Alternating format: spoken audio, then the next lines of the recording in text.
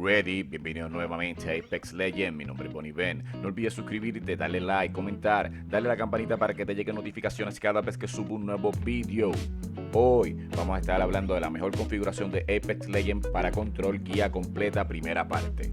Antes que todo les quiero explicar que esta guía está dividida por partes como todos mis videos tutoriales, ya que en lo personal y cuando consumo videos en YouTube prefiero ir poco a poco con las cosas que quiero aprender en vez de ver un solo video con demasiados consejos a la vez. Que estos videos sean de un solo consejo me da tiempo a practicarlos antes de pasar al próximo.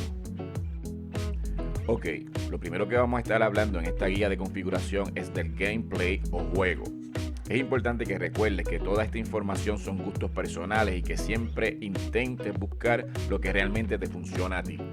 Bien, comencemos con el Interact Prompt Style o información sobre armas y objetos. Esto lo que va a hacer es darte la información de las municiones o cualquier objeto que necesites para el arma. Si lo tienes en compacto, se va a ver mucho mejor, no va a interrumpir tu pantalla. En cambio, si lo pones en default, la visión es distinta, se va a ver mucho más ancho toda la información y a veces un poco molesto porque no vas a poder ver los enemigos que te están atacando. Así que yo recomiendo que lo dejes en compacto para que la información que aparezca sea mínima y puedas jugar o trabajar mejor en tu juego. El botón Hint o ayuda para controles es para mostrar o no los botones del control en la parte de abajo de la pantalla. Si ya conoces la función de cada uno, es posible que lo quieras apagado. A mí realmente no me afecta y por tal razón lo tengo encendido. Esto es una preferencia de cada cual. El Crosshair Damage Feedback o indicador de daño en mira, yo recomiendo que lo tengas con la X y el icono combinado, porque aunque la X puede ser algo que quite un poco de visibilidad, tenerlo combinado te muestra cuánto daño tiene el escudo del enemigo. Ahora, el Damage Number o mostrar cantidad de daño tiene 4 opciones. Apagado, donde no verás el daño que está realizando el enemigo. Stacking o acumulado, que te dice la cantidad total de daño que has hecho. Floating o flotante, que solo te muestra la misma cantidad o el mismo número de daño que realizas cuando le pegas a tu enemigo. O ambos, que sería la combinación de acumulado y flotante. En esta mi recomendación es stacking o acumulado, ya que así puedes informarle a tu equipo la cantidad total de daño que hiciste al oponente. El pin opacity o la opacidad de marcado tiene que ver con cuán brillante u opaco serán las marcas o pin que haces. Se supone que cuando está en fade o en opaco se vea menos el brillo y se desaparezca. Así que yo prefiero tenerlo en fade para no tener distracciones a la hora de estar jugando o moviéndome en el mapa. Obituario lo tengo encendido, realmente esto no afecta nada en el juego, al igual que la rotación del mapa. Esto es ya una preferencia de cada cual, ya que si la rotación está encendida, el minimapa que se encuentra en la parte superior derecha de la pantalla se moverá a la vez que tú te muevas. Como dije antes, esto no afecta a tu juego para nada, solo es cuestión de gustos. Ahora bien, el Weapon Auto Cycle on Empty o alternar el arma sin munición automáticamente, yo lo tengo apagado, ya que si alguna de las dos armas no tiene municiones o no está cargada, prefiero ser yo el que le dé el botón de cambio, ya que me hace estar consciente de la cantidad de balas que tengo en cada arma y así alternar cuando yo lo decida y no automáticamente. El auto sprint o carrera automática te va a ayudar a que tu control dure más y te voy a explicar por qué. Cuando tienes apagado el auto sprint, tienes que por obligación presionar un poco más fuerte el joystick derecho para que este pueda correr y eso a la larga hace que este joystick se dañe.